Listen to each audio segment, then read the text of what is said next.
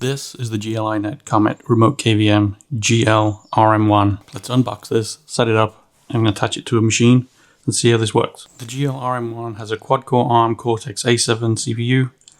It has DDR3 1GB memory, 8GB eMMC. It has 1GB of DDR3 memory and 8GB of eMMC storage. It has one Ethernet port, one USB 2.0 port, one HDMI in port, a Type-C power port, and one reset button. Ethernet speeds are up to 1 gigabit, and power consumption is 5 volts with 2 amps. Let's see what we have in the box. GLiNET community card. Quick instructions on how this works.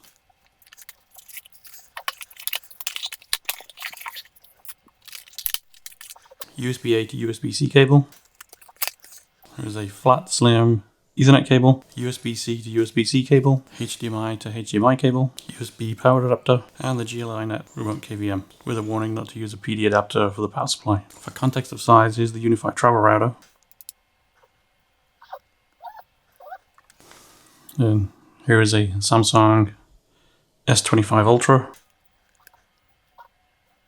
So reset button, USB 2.0, HDMI, mouse and keyboard, adapter, 5V 2 amp input, and Ethernet. That is all.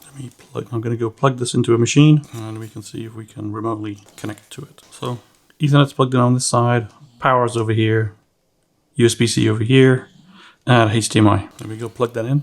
Everything's all connected. So let me just go to the IP address. Let's create a new password. So we have a new version of the software, so let's go through and update that. We're going to go from version 1.2.2 release 1 to version 1.8.0 release 3. Okay, now that the upgrade is finished, let's enter our password that we put in before. Okay, we have another upgrade to do. It looks like it didn't go to version 1.8. There was an interim upgrade. I'll log in again. Now all the firmware is up to date. I've logged into the KVM, connected this up to one of my PCs, and I can log in. And we can make screen resolution a little better to see. So right now I'm on a remote machine. This machine is not connected to the network, and so I'm connecting straight through on the KVM. Change from light to dark mode and back. We have what our IP address is. What the host name is. Obviously we can change this, and we can give a static IP address if we wanted to.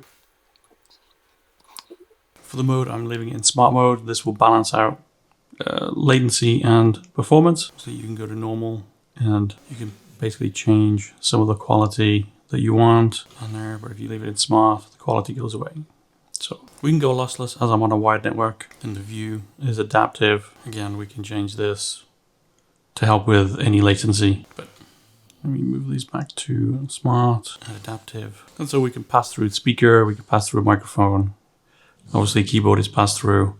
There's a bad link mode to release the keys immediately. We can show a virtual keyboard.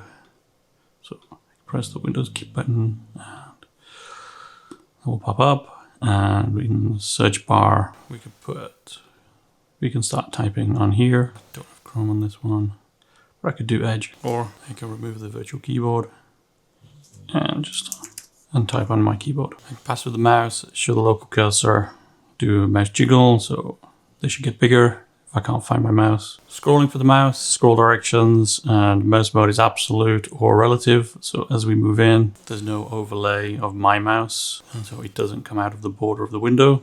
I can hit escape, and then the black mouse is my mouse. And then hit escape, and I'll change this back to absolute. The remote mouse will follow my mouse. Device identity, you can emulate certain different types of devices that may have different keyboards or different resolution connections if you're experiencing any issues. In the toolbox, nice things, we can copy and paste text to the remote device. If you're browsing the internet on your local device and then you need to paste that into your remote device, it's quite easily done. Or have some shortcuts and Wake on LAN settings if you have Wake on LAN. I don't have any external devices. Virtual media, there is some storage, just under 6 gigabytes.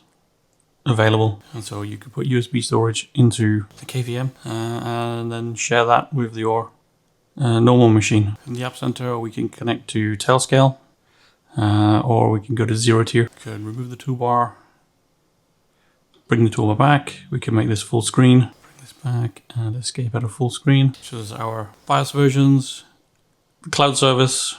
If we have a cloud service and we want to connect to that cloud service, we can add two-factor authentication and add a TLS certificate, and we can reboot the device. And if we reboot our host machine, or our remote machine, I should say,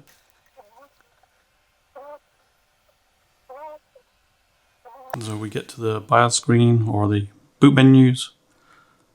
We can get to the boot screens of the device, and so we can see everything that's happening starting up on that device.